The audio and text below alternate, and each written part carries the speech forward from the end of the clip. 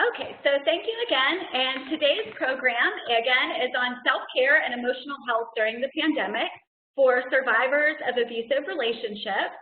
And our mission through See the Triumph is always to develop supportive resources for survivors and to challenge the stigma around intimate partner violence and other forms of interpersonal violence. So we know that there have been a lot of concerns around violence and abusive relationships during the pandemic, but also our focus today is really going to be looking at ways that particularly longer-term survivors of past abuse might be affected and ways to cope.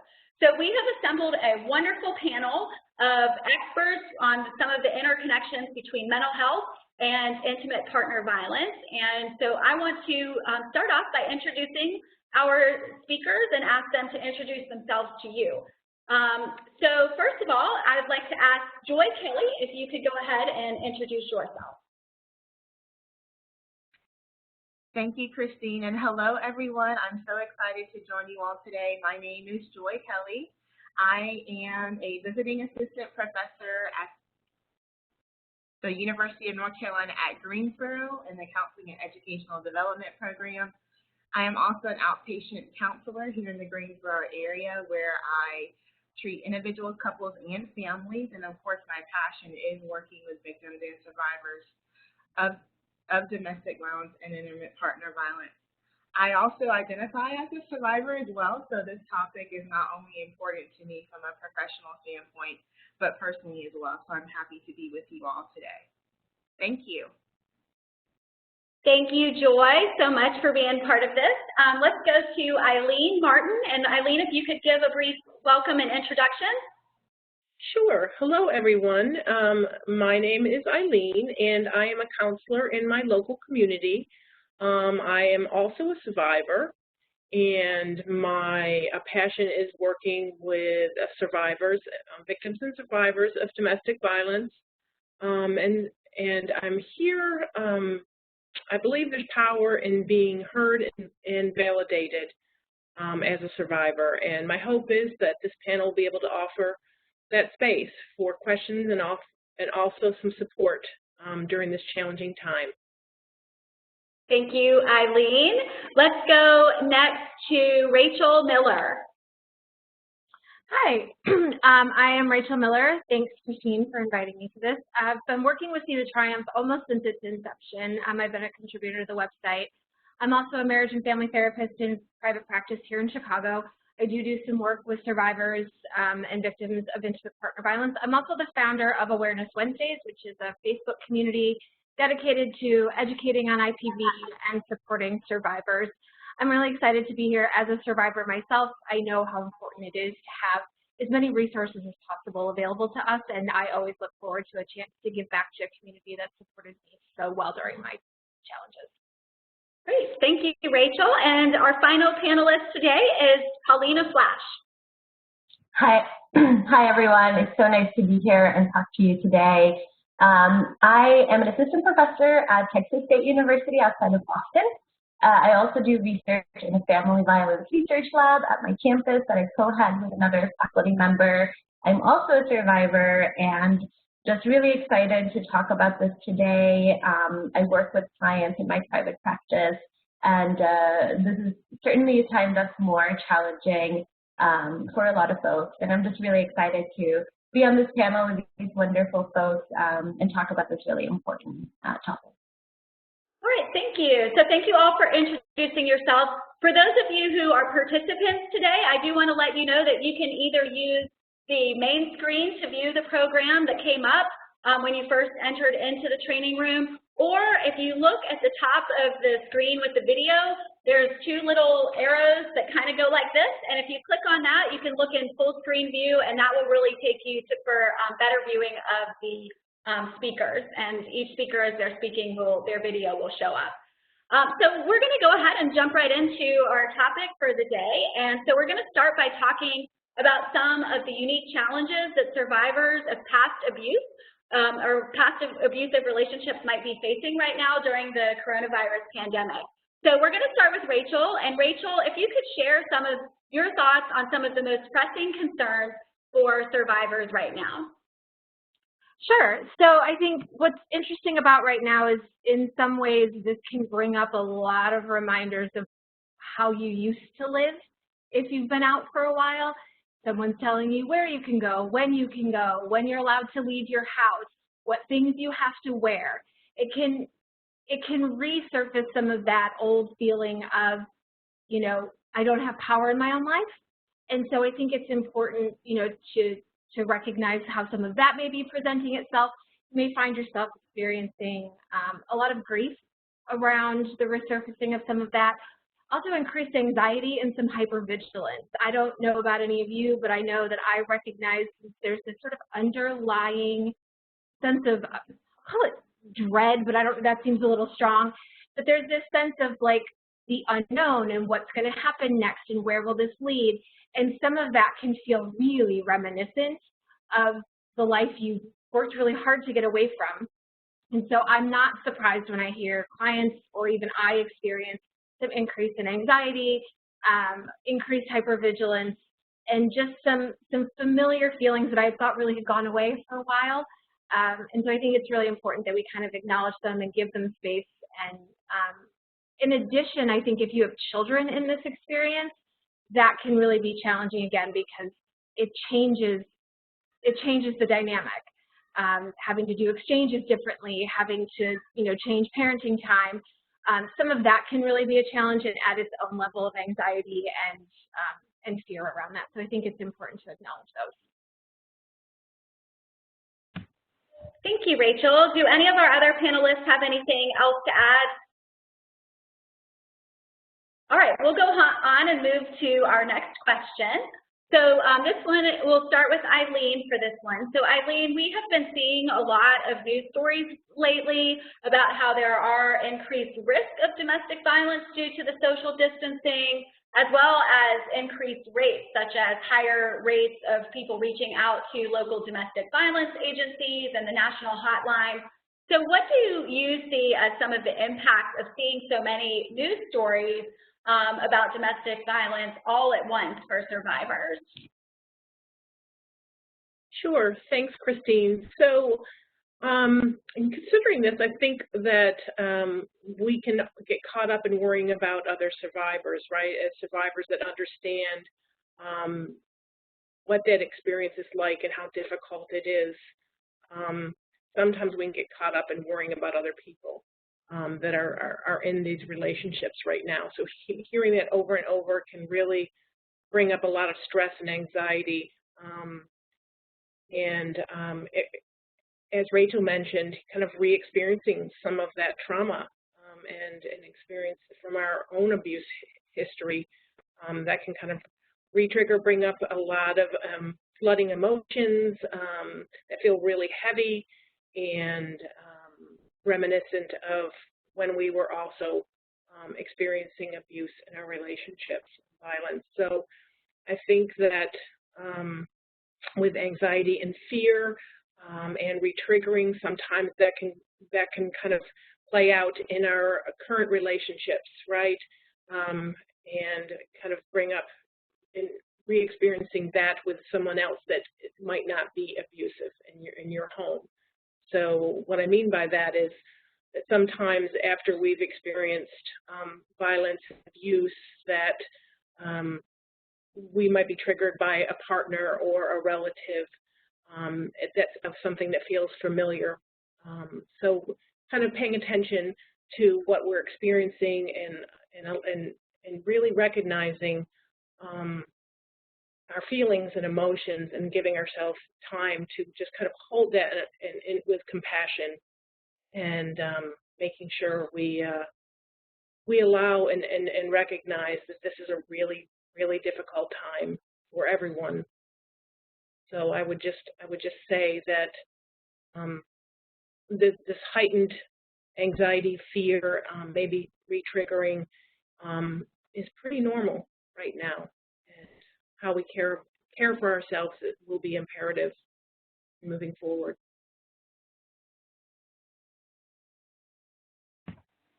I think those are some really great thoughts, Eileen, and just the frequency of these news stories and how that can really add, and lots of reminders And I would just add a couple other thoughts too, that I think that people might just turn on the news trying to get the latest kind of updates and checking in really with the intention of learning about what's happening with the health-related issues, and then kind of these unexpected news stories can come up, and that can be something that can be very triggering for people, as well as I would add, and for those who are really interested in this topic, we have a collection through See the Triumph on how the news media sometimes covers intimate partner violence and domestic violence in stigmatizing ways, or they might report things, you know, in ways that maybe reinforce some of the stereotypical incorrect beliefs that sometimes people hold about intimate partner violence. So sometimes it might also be around the way stories are reported that can, you know, kind of trigger certain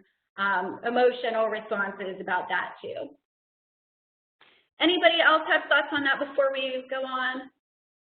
Just a quick thought about that, to that point, the importance of, for ourselves, recognizing it's okay to put boundaries up around that, reminding ourselves that it's okay to say, I can't watch that right now, asking the people around us to reduce their intake so that, you know, asking for what you need around that and being mindful of how you set your own boundaries for that, because it can be, sometimes it's just too much, and it's okay to step away and step back and recognize what's, you know, what you can and can't process in that moment. I think that's a great point, and also even thinking about that when you are going to turn on the news to learn about the latest, to maybe take a minute to check in with yourself and say, okay, what if there's a story about this, or that I should be prepared that certain topics might also come up too. So I think that kind of goes along with what you're saying about different ways to practice self-care and set some boundaries around that. This question, we will start with Joy on this one. So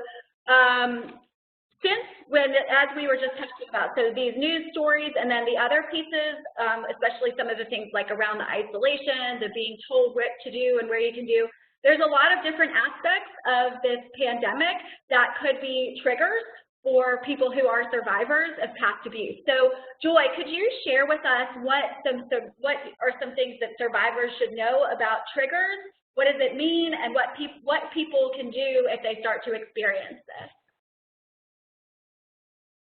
Yes, thanks, Christine, for that question. And really, whenever we talk about triggers, all a trigger is any type of event, topic, person, place, thing. It can come in all shapes and sizes, but it really is something that takes you back to that abusive experience. It activates you, your mind, your feelings, your body in a way that sometimes causes stress and anxiety and just not feeling very comfortable in that moment. And so lots of times, even though we have stepped away from our previous experiences of abuse, even in the long term, sometimes survivors will endure still experiencing triggers here and there. So the first thing I would say is to first, I really liked what Eileen pointed out about not being too overly self-critical and, you know, making sure that we're taking care and compassion. Brene Brown talks a lot about shame and just not being shameful of whenever we experience this. It doesn't mean that we have lost progress. It doesn't mean that we haven't healed in some ways, but the effects of what survivors have gone through can be long-term. So first of all, not to be shameful and to treat ourselves with kindness and compassion. The next step I would talk about was just becoming more and more aware of those triggers that you experience. You know, for me, my trigger is whenever people yell and get loud, right? This brings me back to a really anxious place. And so I have to know what my triggers are before I can learn ways to more intentionally manage them. So self-awareness is always going to really, really be helpful. And then probably the third thing that I would really emphasize is being mindful of ways to bring yourself back to the present moment. And so grounding exercises that involve getting more of a sense of what your present moment environment is can be really helpful. There's a technique that's really common that I teach with my clients called the 5 senses, where we instruct the client to activate and kind of name different things in the room. 5 things that the person can see, 4 things they can feel or touch, 3 things they can smell, 2 things that they might be able to taste, and 1 thing that they can potentially hear, right? So, and you can vary those 5 senses as you wish, but it really forces you to reorient yourself into the present moment. So there are lots of different grounding exercises out there. Additionally, focusing on your breath as well. It seems like something that's really simple, but just learning how to breathe and take deep breaths to reorient yourself and relax yourself in the moment can be really helpful.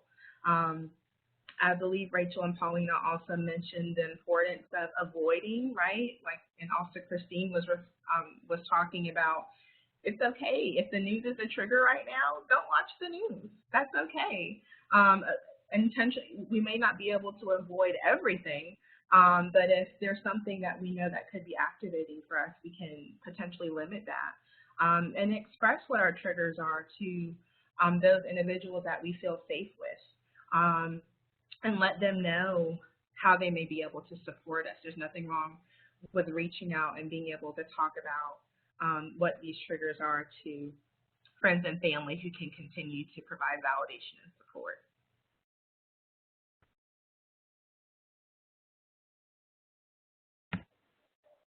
I think those were a lot of really good suggestions, Joy, and I think that with this already being such a situation with so many stressors and challenges on top of that, you know, you might feel like this, if you're not working during this time, or if you're working from home, you might be tempted to think, you know, now is the time I should really start working through more of my issues, or be doing more personal development work. And that could be a time. For some people, this is an opportunity to do that. And then for other people, you know, just even kind of taking it day to day and getting through the moment. So I think really a lot of your points about just knowing yourself and kind of knowing how to reach out for help and monitoring your own responses are really helpful. And it does kind of bring us back to our topic, our overall topic for the program today, which is on self-care and emotional health for survivors. So now we're going to shift our focus to talking about self-care. And so Paulina, we'll start with you for this question. What do you think are some self-care practices that might be especially helpful for survivors of past abuse right now, and how can they put these into place, especially in light of a lot of the different restrictions in terms of where we can go and who we can see? Absolutely. I think that's such an important thing to really think about and find ways to kind of make ourselves feel safe and feel healthy among all this. And I really appreciated Joy's discussion on triggers, because that is such an important aspect of this. It really does bring up, we can have triggers from so many different kind of unexpected places when it comes to something like this. I also really liked when Rachel was talking about kind of how we're living in this environment right now where we really don't feel a sense of control or power, and really triggering a lot of those helpless feelings. You know, and when it comes to triggers, our brain is amazing, right? Those triggers sometimes can actually be, the way that our brain can sort of interpret that is like, hey, there's danger, let's protect yourself, right? So it's kind of the sense sometimes of let's seek safety, let's find a way to be safe. And so, you know, your body doesn't quite realize that there's no more danger right now when maybe there used to be. And so sometimes I find it helpful to think of these triggers, or, you know, even though they're extremely uncomfortable, it is kind of our body's way of trying to protect ourselves, trying to say, hey, something's going on right now, let's find safety. And so it's a very natural process. But in terms of the self-care and what we can do in those moments, like Joy was saying, kind of checking in with yourself, acknowledging those feelings, trying to understand them, trying to kind of just validate that they're there. And then in terms of more specific things, so if we're feeling a lack of control, a lack of safety, a lack of power, finding ways to kind of consider ways that we can have some sense of control, that we can have some sense of power. So what is it that you do have control over in these situations? Maybe that's creating a structure, a routine, a way to kind of make things feel a little bit more structured and organized. Mindfulness, also such an important aspect of this. We know that mindfulness, meditation, grounding, all of those things, yoga can be such an amazing tool to kind of help our nervous system just calm down and just center ourselves in a way that doesn't feel so hypersensitive. Someone was also talking about boundaries. I think maybe that was Eileen. But thinking about boundaries, so what does that mean for you? How can you set boundaries that are going to be helpful for you, that are going to be, help create that sense of safety? So maybe that is, tuning out of social media and the news.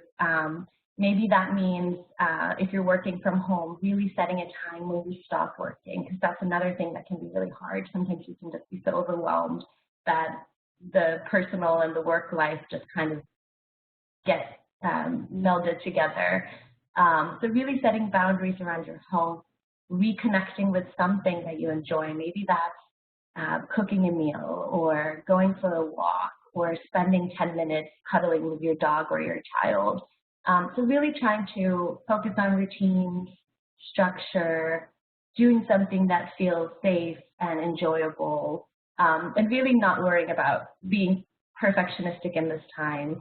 Like Christine was saying too, this might seem like, oh, well, I'm at home all the time, so I have so much time to do things, but really that's not the reality. That's not how it works, right?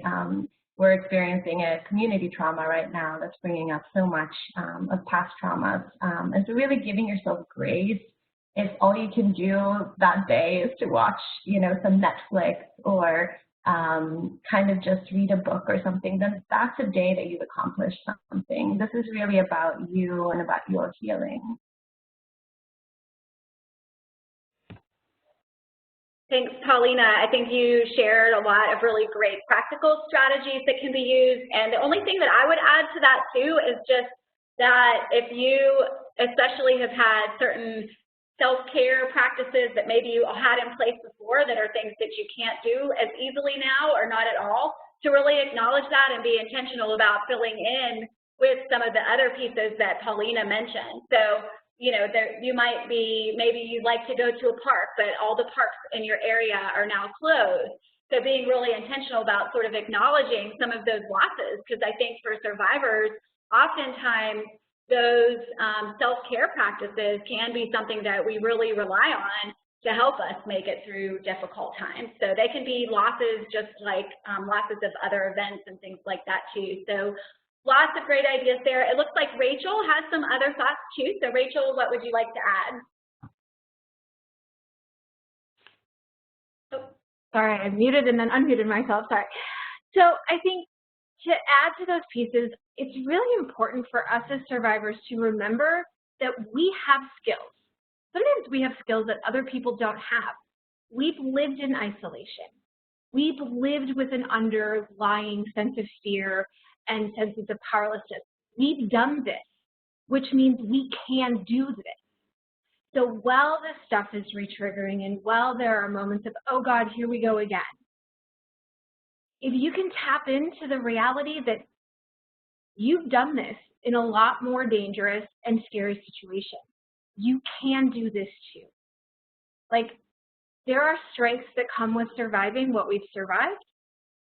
And I think it's really important to acknowledge those and recognize them and give them some credit. They got you this far. You've been on your own healing journey all this time. You have skills. You know how to use them. Just tap back into those.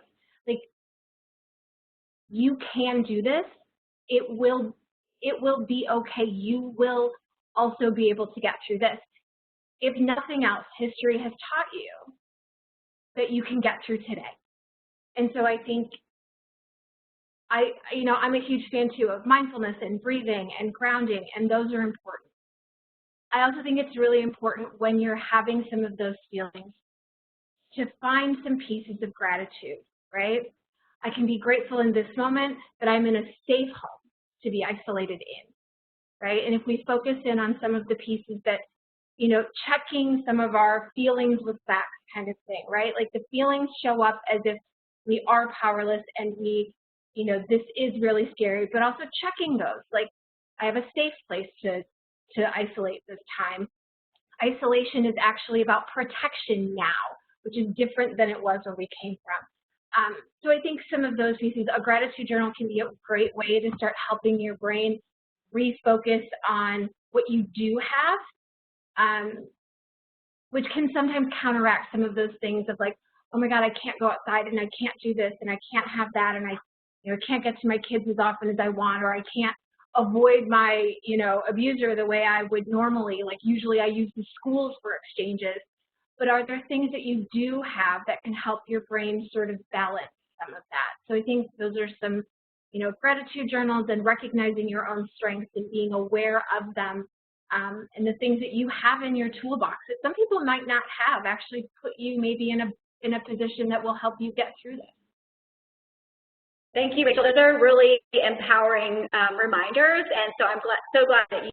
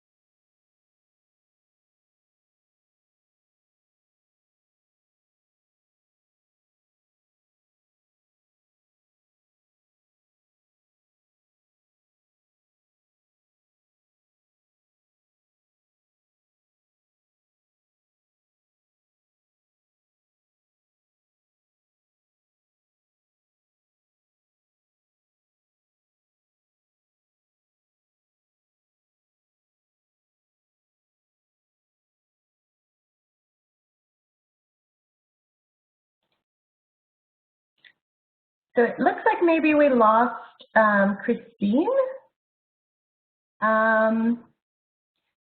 But while we're waiting for her to reconnect, maybe we can kind of move forward with some of the questions that we had. I think, Joy, you were up next to talk about emotional health. Would you maybe want to talk a little bit about emotional health and some of the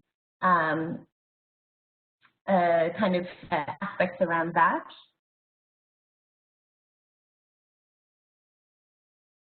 Sure, I'm happy to jump in and talk about that. I wasn't sure if I was having some internet glitches as well. But really, whenever we think about emotional health, it's just really how we continue to manage and take care of our mental, psychological, and social well-being, right? It's how we're in tune with how we take care of our brains. And we know that the mind and the body are interconnected. So emotional health can also tie in the ways that we take care of our bodies as well. As survivors, we may have history, either previous or current, with emotional challenges such as anxiety, depression, and/or post-traumatic stress disorder, as well as some other emotional challenges as well. And so it's important to acknowledge these, and again, what control that we have, right? Like some of the speakers have talked about, we do have some control over how we are intentional and make planful efforts to manage and take care of our emotional health. And so A couple of the things that I've listed that can be really helpful for us to continue to think about, which have already kind of been discussed to certain extents. But again, it all starts with self-awareness first. If we don't really know ourselves well and understand what may be going on with us, it makes the next steps a little bit more challenging. So I always start with, what are your support systems, right? We have more formal systems of support, like talking to a counselor, talking to a therapist, a doctor. If there's treatment that you need to pursue, right? There is online counseling actually being offered right now during the pandemic. And making sure that you are engaging in those formal support systems.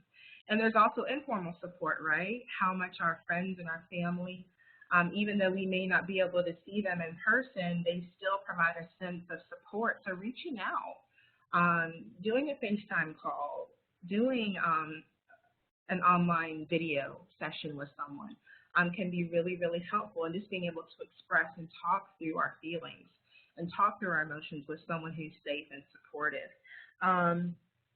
Positive coping, there's so much out there on positive coping that some of the speakers have already addressed, right? What are the things that bring you enjoyment and support, right? For me, it's dancing and putting on loud music and just having a party, right? That brings me a lot of joy and a lot of happiness. And I can control that, right? I can turn on the radio and have a dance party for 30 minutes. So it's finding those things that bring you enjoyment and happiness and support, tapping back into those things, reading, journaling.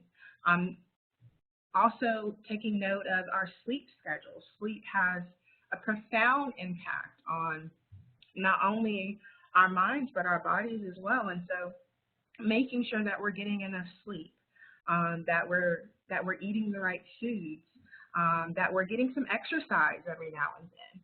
Again, we may not be able to go to the gym or to our favorite park in the community, but we can find ways to get some exercise and activity into our days. And so these are just a couple of things that, in terms of seeking support and positive coping, that we can use. My coping may be much different from yours. Neither one is right or wrong, but it's being intentional about helping ourselves to feel better. And we do have some control over that to a certain extent. Can you all hear me again? Yes. Okay, good. Sorry I got cut out there. Thanks to our panelists for keeping things moving. So, Joy, you brought up some really good points there about seeking help and the counseling, and that was actually one of the topics that we had on our list already to maybe start with Rachel. So, do you have any suggestions to offer in particular about how to help survivors find a counselor who is competent and equipped to work with people who have experiences of abuse? Because I think all of us on this panel know that there are many professionals, unfortunately, in the health field that really do not have a lot of training or experience in working with people with experiences. So Rachel, what are some suggestions you have? And I welcome other suggestions from others too.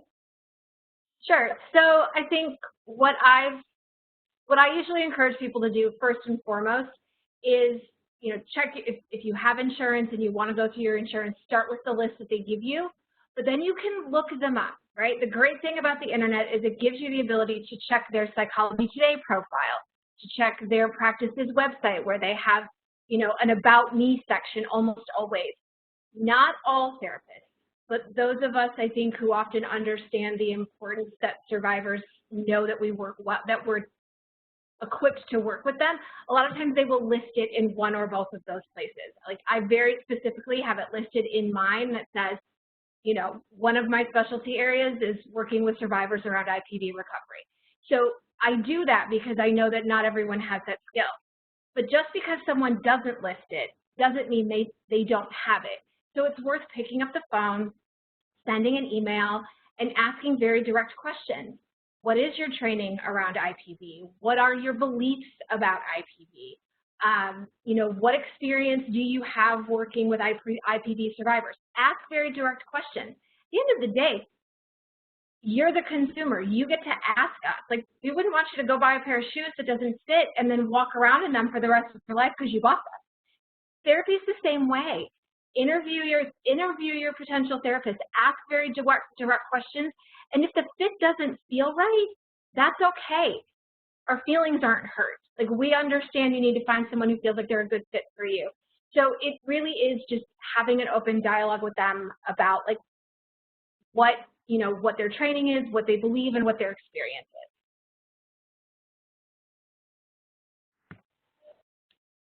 Eileen, it looks like you have some other comments on that, so I'd like to hear your thoughts on that as well.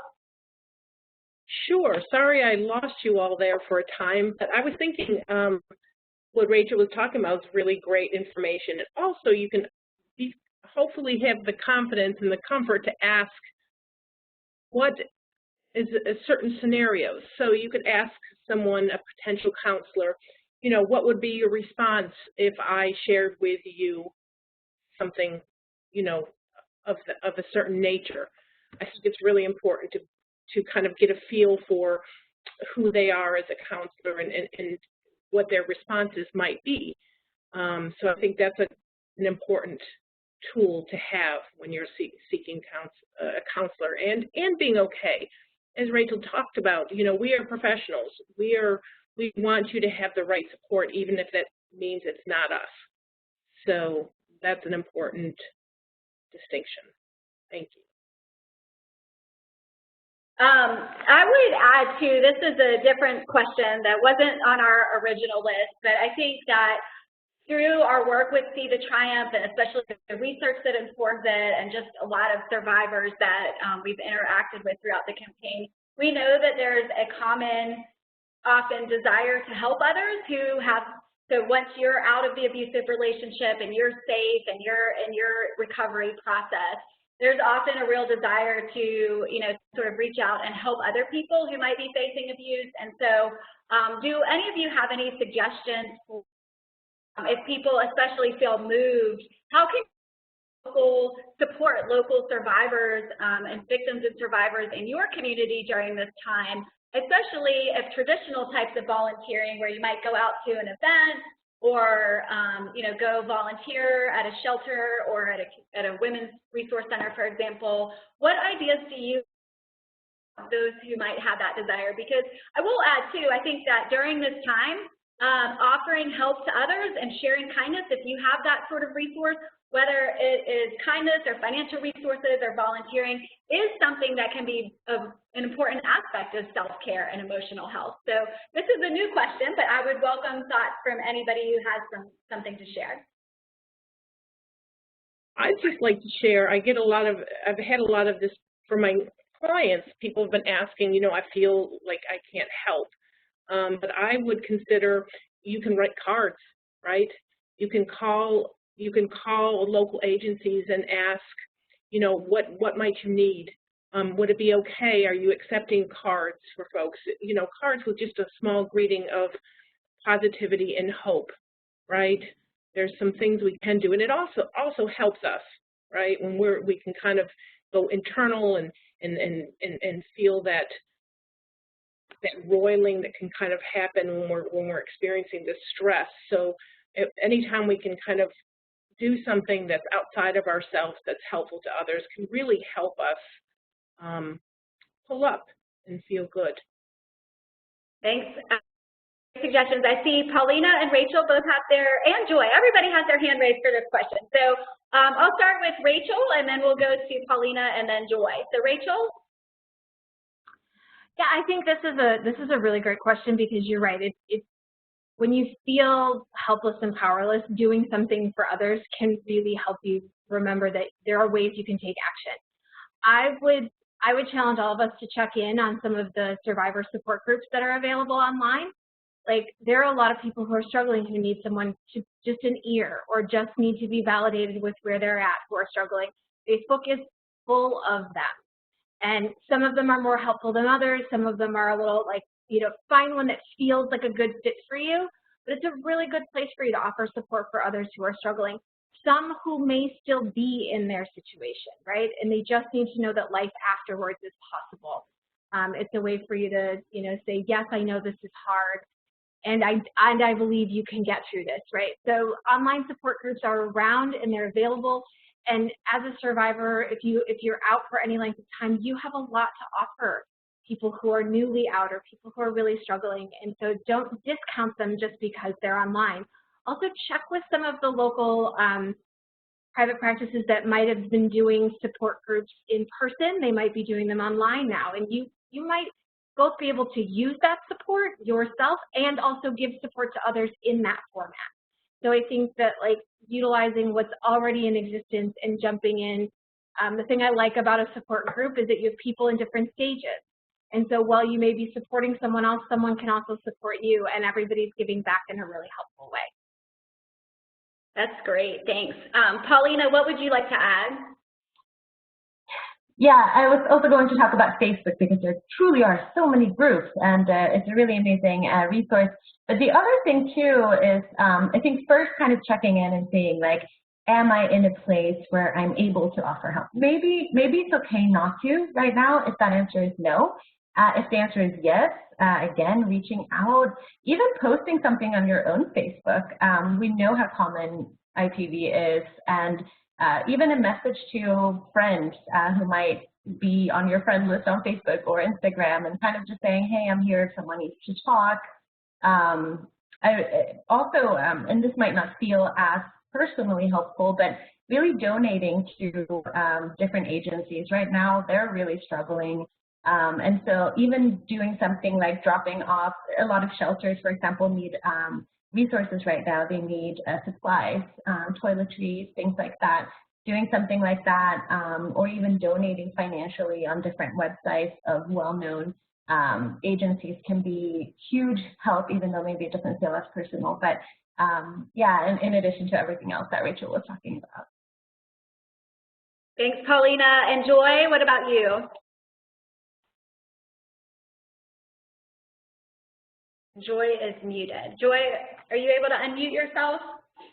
Sorry, I was muted. There we go. One thing that I failed to mention in my earlier discussion was around faith communities. This can be a really great avenue.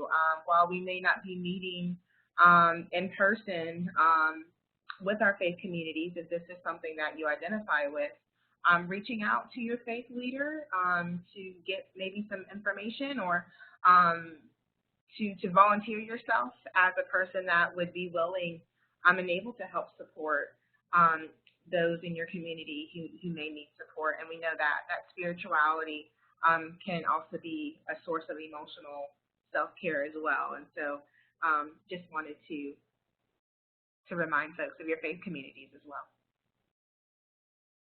I think all of those are really great suggestions, and I do think that you don't have to have a lot of money to be able to make a financial contribution at all, or even $25 could be something that could really go a long way. And it is both an opportunity to give back and help support others, but doing that also has a lot of emotional and self-care benefits for yourself as well, because having a sense of meaning and purpose, both from your experiences of past abuse as well as in the middle of this crisis, can be something that can be really helpful. So be thinking about that. I think everybody had some really great thoughts to share on that. I'm going to go to one more question before we wrap up. If anybody of our participants does have any questions, make sure you submit those in the chat room in the next minute or two, so that we'll know that we'll have the chance to do that. But I guess I'd like to start with Paulina, and then if others have thoughts too. But anything else that we haven't mentioned yet in terms of really practical steps that survivors can take right now to care for their emotional health, especially during this pandemic? Yeah, I think really emphasizing the routine and the structure is going to be key, especially when there are so many unknowns and kind of that sense of maybe just unpredictability, uncertainty. Those practical steps too, including the mindfulness, the grounding, finding those pieces that you really love to do and doing maybe one thing every day. One thing that we talked about a little bit too was there are actually a lot of low-cost options for telehealth. Maybe this isn't the time to really dig into trauma. Maybe that feels too overwhelming right now, but even just kind of processing these feelings that are coming up right now through this time, having some support. There's a really great resource called Open Path Collective.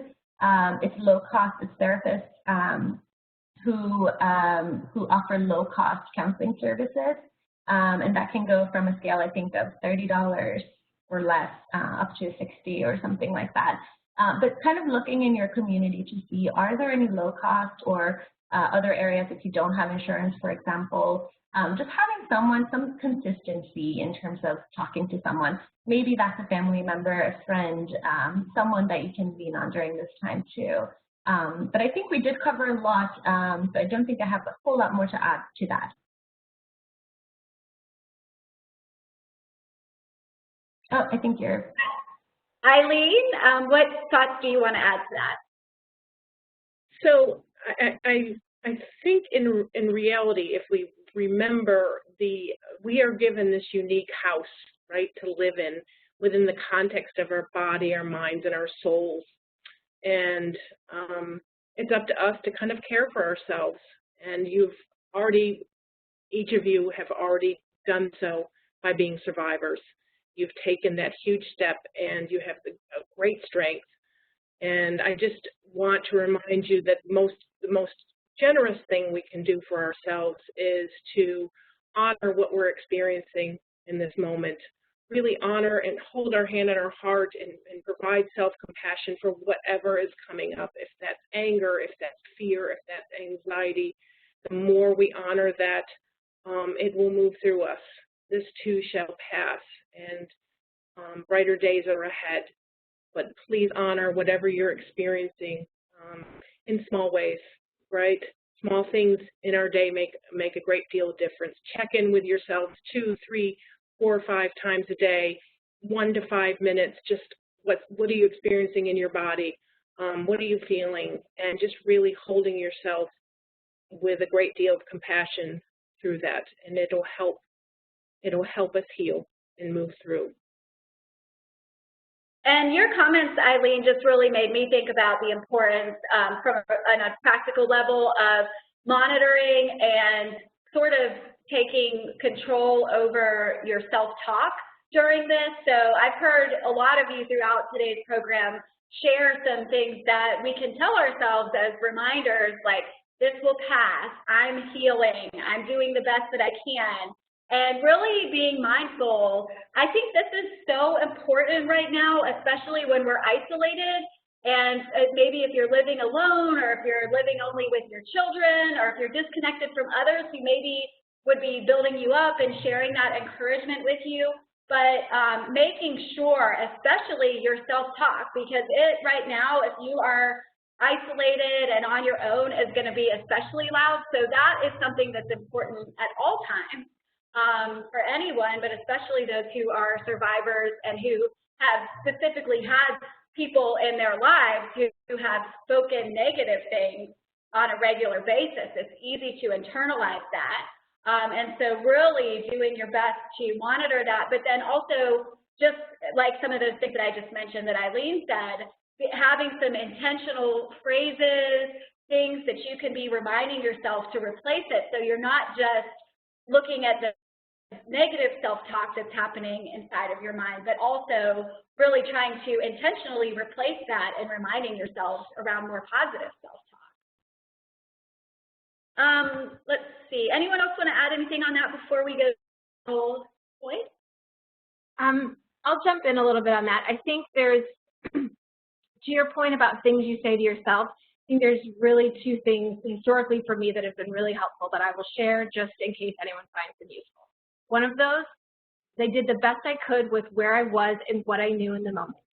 If you can remind yourself of that of every moment of every day, you did the best you could with where you were, and that's okay. And you can do hard things. This is hard. I don't care what anybody says about it. This is hard. and you can do hard things. I think sometimes we think self-care is bubble baths and massages and yoga retreats, but sometimes self-care is doing things we don't want to do. And sometimes self-care is setting good boundaries, and sometimes self-care is finding comfort, whether that's with a warm mug of tea or a hot shower or a nap, right? Like, being gentle and compassionate with yourself, even when that feels hard to do, you can do hard things. I think that's great, and especially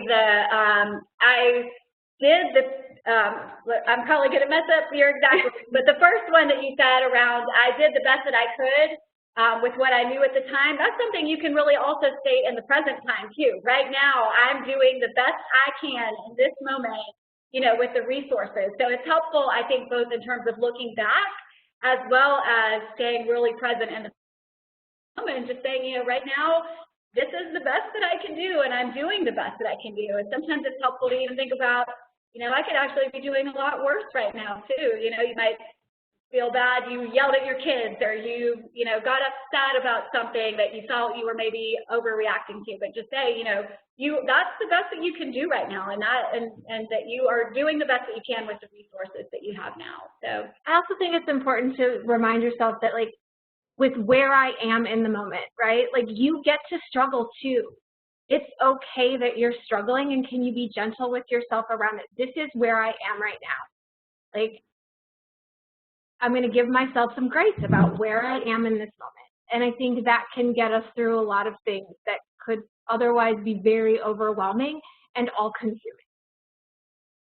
That's great. And so we are coming close to the end of our time, so I want to make sure that we give all of our panelists a chance to share some final thoughts. So if each of you, I'll just sort of call on you one at a time. If each of you could share either your final thoughts or one big takeaway point that you hope that everybody will walk away from today's program with. So Paulina, let's go ahead and start with you. I see you're unmuted, so let's start with you. Yes, I actually just wanted to call attention to a question that we have in the chat. Okay, great. So the question is, what do you do if you don't have a support system and you feel completely overwhelmed and you can tell your body's in overdrive? We have a therapist, and that's been our support system, but it's different doing it online, if that makes sense. And yeah, I think that absolutely makes sense. I think it's something a lot of clients are experiencing, and all of us too, right? It's different connecting to folks on a screen than it is in real life. There's just something about the human relationship, the energy, the support, the physical touch that just isn't there. And so I hear that. I hear that struggle. You know, like everyone else has said too, is we can only do what we can do, right? We might not have control over those other things, but what is it that we can do to kind of help our body, to help us kind of calm down in some ways? Maybe that is taking 5 minutes a day to meditate. I know, you know, there's so much research on meditation and how that can really calm our parasympathetic nervous system. Am I saying that right? So when we are in overdrive, right? So when we are heightened, when our fear response, when that entire system goes up in our brain, finding ways to ground ourselves, to meditate, to really calm down, have pretty immediate effects. And yes, it's not going to be perfect. It's not going to take everything away, but it is something that you can do in the moment. And also, yeah, I really hear that struggle. I just want to make sure that comes across to you, that it is really, really hard. Can I jump in on that a second? Yeah, absolutely. So if you're looking specifically for a resource, let me give you a tangible resource. There's a really phenomenal book called Burnout by Emily and Amelia Nagurski. They're two sisters, and Amelia Nagurski does some amazing research and does some great work, but what she does really well is pulls all the research together and gives it to you in a way that's practical and useful. If you just search her online, there is a great couple of great video clips of her talking about how to close the stress response cycle for your physical body, and that helps your body reset and start to deal with some of that sense of overwhelm. So one of the greatest things that you can do is just cry. Like, let yourself have a really good cry. It can help close the stress response cycle. You can't get rid of the stressors in your life right now. They're not going anywhere, clearly, but can we help our bodies process the stress response cycle itself? That's a biological cycle that happens in your body. And so in those videos, I think they offer a couple of different ways. One of them is like a 20-second hug. Some of it has to do with exercise, but it's exercising in a specific kind of way that allows the stress to be removed, to flow through and release out of your body. So if you're looking for a specific resource, I highly recommend taking a look at Burnout. If you can grab the book, you might be able to get an ebook from the library if cost is a prohibitive factor. But also just search it online, the stress response cycle and Emily Nagurski, and you should be able to pull up some of it. I know they do 2 or 3 of the 5 or 6 that they have available. Also, they have a podcast called the Feminist Survival Project, and I know they talk about it in there as well. And if you need some really good like support around these kinds of things, they've got some good stuff in that podcast. It's worth taking a look at. Those are great suggestions, and we're coming to our final few minutes of the program. We have got 2 other comments in the chat room too that maybe while, if you feel so led, while each of you are sharing your final thoughts, if you have any thoughts on these particular questions or topics, you could add those in. But one of the questions is about how to set boundaries if you are a full-time student or a full-time worker and you're working from home right now and feeling like there's always things that you should be working on, so how to set some boundaries around that. And then also around if you're having a hard time crying or expressing emotions too. Those are the other topics that came in. So let's just go through for each of you and ask each of you to share some thoughts, whether it relates to that or other takeaways from the program today. So Rachel, we'll start with you. Okay. So I think if you walk away with from this with nothing else, please remember that you're doing the best you can, and that's enough. It's absolutely enough. And be gentle and kind with yourself. Speaking to the other 2 things about setting boundaries, some of that is about assertiveness, right? And like, how do you center yourself in your I'll say self-esteem, self-worth, some people fluctuate those, right? Stand firm in that and recognize that in order to set boundaries, you got to be centered. So center yourself and place some boundaries and ask for what you need, clearly and directly.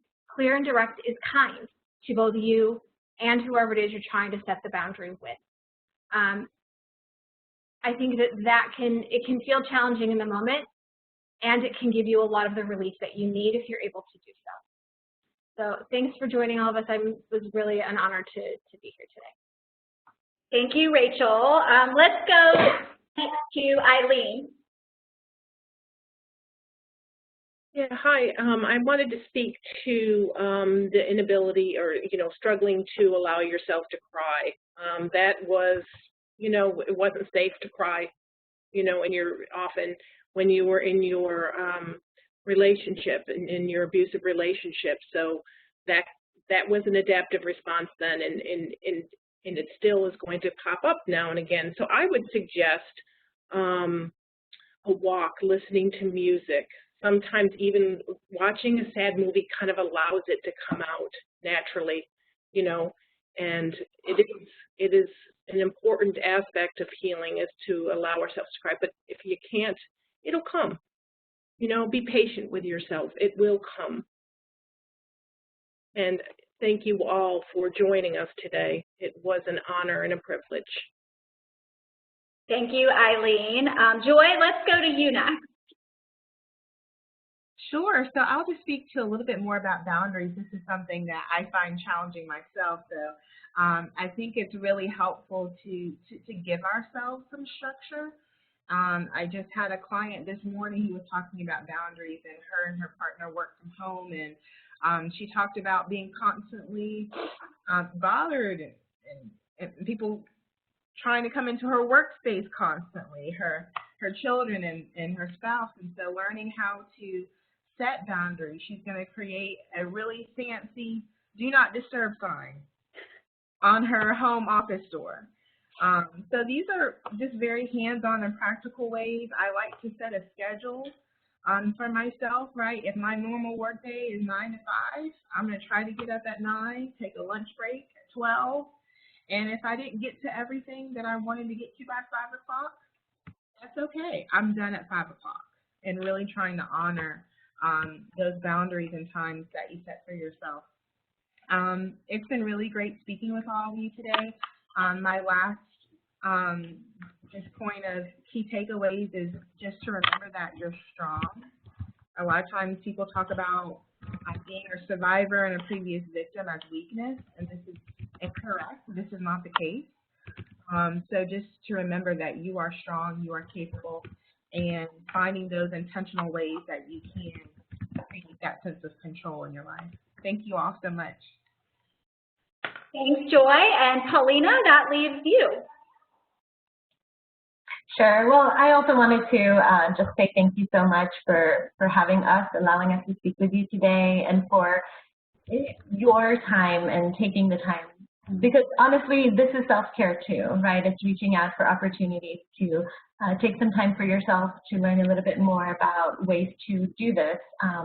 So even being on this program, I think, is part of that process, right? So again, thank you so much for being here. It's been an honor for me to chat with you today. Thank you, Paulina. And just to wrap things up, I just made a note about this in the chat room. We don't have any sort of formal feedback form, but we'd love to hear from you. Before you sign off, if you would share something that you learned or something that you liked or other questions that you have, if we decided to do another similar program in the future, we'd love to hear you. But again, I really just want to thank everybody. I really want to end on a note of encouraging you to really prioritize your mental and emotional health right now and prioritize that self-care and really be thinking about ways that we've talked about, a lot of different ideas for doing that, but think about ways to really intentionally build that into how you're spending your time and your energy right now. And so really get in the habit of practicing those things and making them habits for yourself. And making sure that you are prioritizing those things. There's so many demands that everybody's facing right now, but having a greater sense of well-being, emotionally, physically, mentally, is something that is really going to be essential for making it through these difficult times. So I want to thank all of you, our participants, for being here. Thanks to those who shared questions in the chat room, as well as thank you especially to our panelists. I want to thank everybody for volunteering your time to be here with us today and share your thoughts. We will, as soon as possible, get this video onto the See the Triumph website somehow. We'll figure that out.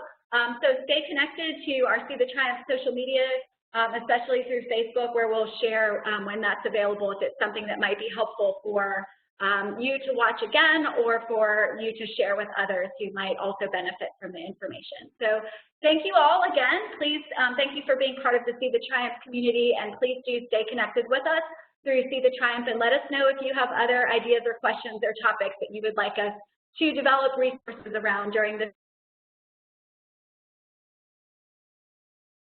time or at any other time. So